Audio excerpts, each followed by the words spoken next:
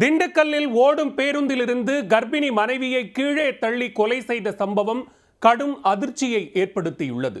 மது போதையில் கணவன் செய்த கொடூரத்தின் பின்னணி என்ன?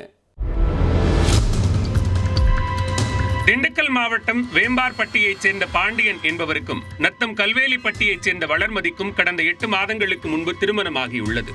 தற்போது வளர்மதி 5 மாத கர்ப்பமாக உள்ளார். இந்நிலையில் ஞாயிறு அன்று இரவு கணவன் மனைவி இருவரும் திண்டுக்கல்லில் இருந்து பொன்னமராவதி நோக்கி சென்ற அரசு பேருந்தில் சென்றுள்ளனர்.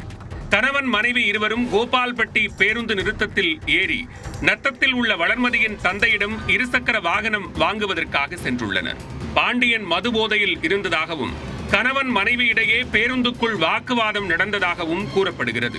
கணவாய்ப்பட்டி ஒத்தக்கடை அருகே உள்ள பாச்சாக்கடை என்ற இடத்தில் பேருந்து சென்று கொண்டிருந்தது.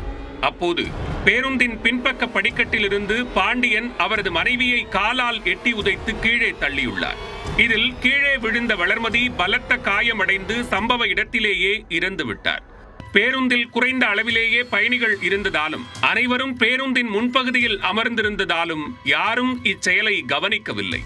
மனைவியை தள்ளிவிட்டு கொலை செய்த கணவனே பேருந்தின் முன்பகுதிக்கு சென்று எனது மனைவியை நானே கீழே தள்ளிவிட்டேன், பேருந்தை நிறுத்துங்கள் என்று கூறியுள்ளார்.